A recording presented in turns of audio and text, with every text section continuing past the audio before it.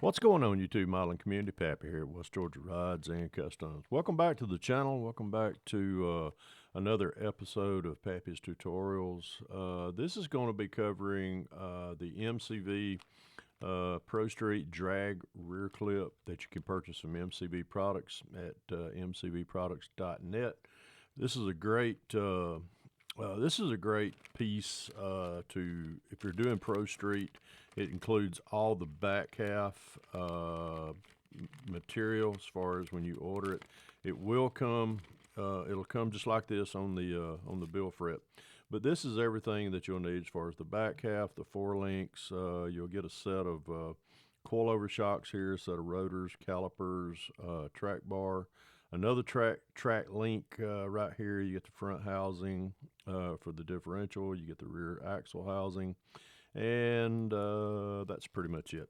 You do get a separate set of ride height coilover springs right here. One in this separate bag. They're a little bit taller than the other. This is a little bit shorter. So that's what you get when you order from MCV Products on the Pro Street back half. I was asked the other day if I would, once I get everything in mind, usually this is the last thing that I'm going to do before I install the rear tires. There's different ways of doing it. I'm not saying this is the correct way, but each application with each car is different, the way that I put them in here. But I'm going to show you a way. This is the 68 Dart USAC group bill Pro Street that I'm building. This is the bottom half. Everything from this point back all the way through here is all the MCV Products Pro Street kit that you'll get. The only thing different that you may notice is these little pieces that I've glued in right here. The way that I'm going to show y'all how I install this, the axle is not going to be supporting the weight of the car as far as in its final stance. Those pieces right there are actually spacers that I put in there, and once I get the four link set in there, I will slip these up under there like that and glue those in, and then that pretty much the spacers pretty much will set the ride height for what, because the tires are going to be resting on them. So, but that's just, it's not, it's just another way I like to build.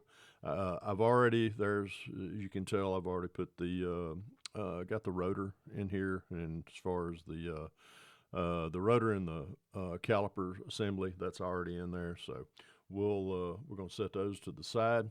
One of the things that I use when I get another question every now and then pertaining to, these are resin pieces. These are 3D resin printed stuff. What type of glue do I use? Do I use the Tamiya products as far as this? No, I do not. This is for styrene use and styrene use only. What I like to use as far as an adhesive is the Extreme Power, which is really BSA, Bob Smith Industries. It's just made for, I purchased this at Hobby Lobby, but this is, I use the thick, which is in the yellow label here, and the pink, which is the thin in the right hand. So I usually can just take this and squirt it into, I use a lot of, I save the drink top bottles off of water. These are what I put glue in, and that way, and I use a glue looper. If you're not familiar with what a glue looper is, that is a glue looper. These are just handy little things to have. They got a little hole in it, and that allows the glue to pick up, or the adhesive, and then you can strategically put it wherever you want it. So moving forward, this is what we're going to do. I'm going to set this glue out of the way, and we're going to turn the car this way. I always like to work on a mat, I like to work on the mat, but I also like to use something soft for the hood or for the roof to rest on, and that way I'm not scratching up the roof. Now, prior to the start of the video, I did a little bit of prep work. This is the rear axle housing right here. I already have adjusted the width that I need between the two wheels once they go in there. I've already glued on the coilovers right here and checked distance for them or on them, and this is going to drop down in here like this in the two holes right here. That's where they will attach to. Now on the axle housing itself, in the kit you'll have four ladder bars, and I'm gonna put them on the white mat right here so you can see them, or on the white cloth. These are the four ladder link bars, and this is kind of a track bar that goes in it. Now this track bar goes in this right here, and that's the two attachment points for it, and that attachment point goes to right there in the center of the bar here on the frame. And then the ladder bars, or the track ladder bars right here, they go in there. Now one of the things that I did off camera was I cleaned up a lot of the opening right in here with a piece of sandpaper. That actually opens up, and all I did was I folded a piece of sandpaper to where I got really like 4-ply down in there, and then we went and took some of that paint that's in there. We just slid it through there and just kind of slid that up and down until I got everything clean. Then once I did that, got that cleaned out, we went to the attachment points in here, did the same thing. And then we took the ladder bars and just kind of slid that over that, then checked each one. That way, I want these to slide into those attachment points relatively very easily, and you can see that.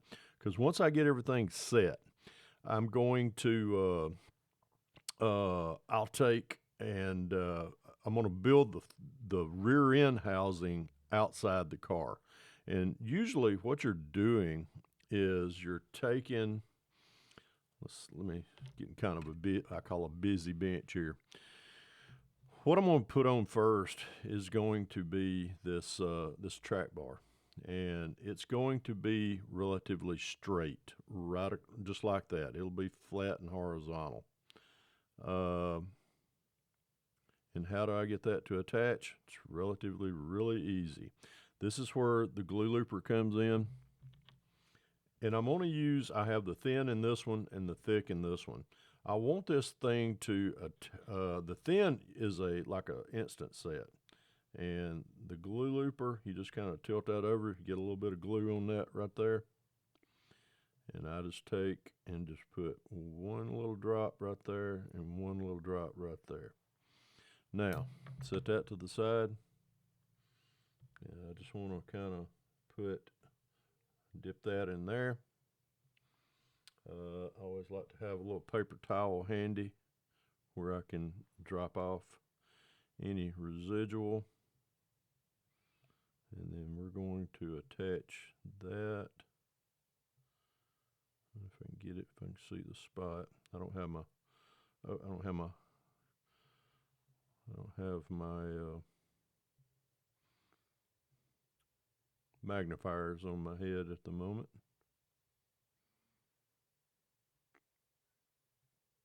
Okay, we've got that. I've almost got a catastrophe of gluing my whole hand together here. All right, that's in place right there. Another thing that sometimes it's a good thing to have on hand is a kicker or accelerator, and I always keep some of that right there in one of these little drop bottles. I always have it handy. And I'll just set that right over there in case if I want to kick that, get that kicked in real quick. And as you can see right there, that's just perfectly level across there. Then when we get ready for the final assembly, we'll drop that down in there like that, and then we'll be ready. Now, the other thing that we're going to do, also is we're going to set the four link bars on this housing. And you have 4 attachment points if you look down through here. And you want them all, when you line them up, really, if it's a real drag car, it really determines how much you know, how much angle deflection you get on your drive shaft and stuff, which helps, of course, the handling.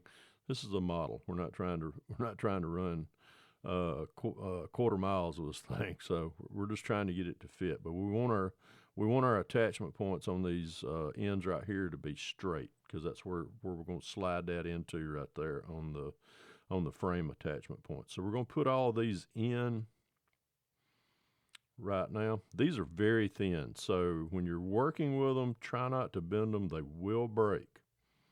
They will break in a hurry.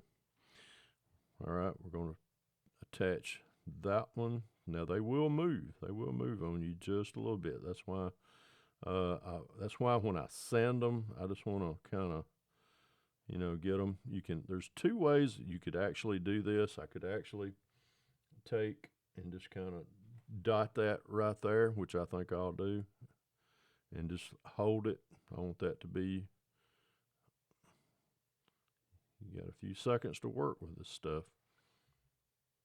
And we're going to dot that one. We're going to slide that one in there. And again, you see how I've got it pretty much level. And they're good and firm now. Okay, we're going to turn this over like this. I'm going to check fitment on each place where I'm going to slide these in. Okay, that one's actually the one that works best on the bottom. And that one right there, yeah, that was perfect. Put a little CA glue on that.